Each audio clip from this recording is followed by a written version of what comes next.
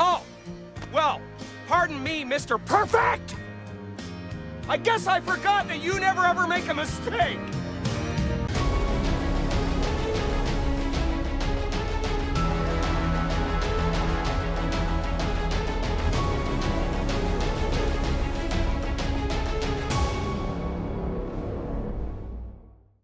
What's up? It's Chris, the Drone Geek, with a short edition of Let's Talk Drones. Wanted to pop in here because I said it in my video yesterday about the new Recurrent Knowledge online training course for the Part 107, and I meant it, and it really showed through.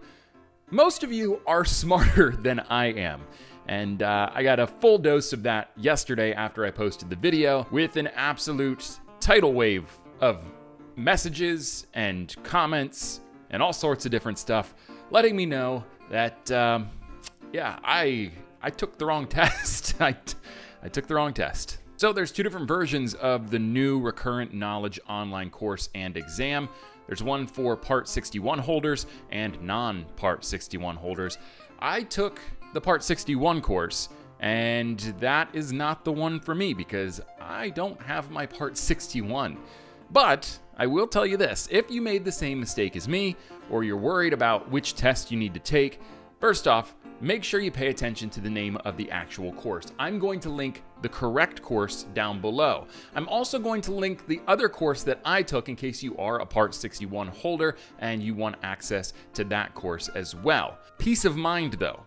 There wasn't a huge difference between the two courses and the exam at the end of each course. There were maybe a few different pieces of material, mostly covering Part 89 and how that all works with remote ID. Those were the big differences between the two courses overall, but if you can pass one, you most likely can pass the other. Also, I didn't mention this in my video yesterday because I sort of wanted you, in case you were apprehensive about taking the online course and then the exam, to just find out for yourself, but you can't actually fail this particular online training course and exam. What happens is if you get any questions wrong in the exam portion of the course, it tells you to go back and adjust your answers, and you can continue doing this until you pass with 100%. It actually won't let you move on and print the certificate out until you've scored 100%. No matter how bad you just want to move on with a passing grade, you have to get all of the answers right. And it just tells you which ones you got wrong, so really it's just process of elimination. If it comes to that,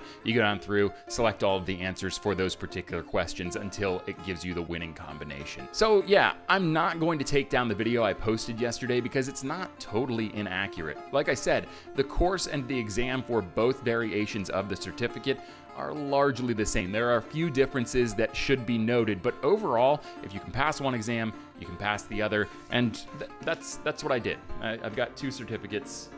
Really, this one doesn't mean anything because I'm not a Part 61 pilot, so it really doesn't count and I can't use it for anything, but this one does. We're good to go. We have the non-Part 61 pilot course completed and the exam passed. Like I said, you can't fail it, so we're all set. I'm up to date. I just wanted to give you guys an update.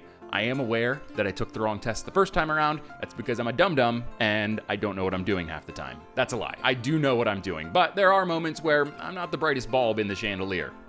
So sorry again for the confusion, guys. I'm gonna wrap this video up, and until next time, I'm Chris, the Drone Geek, and I am out of here.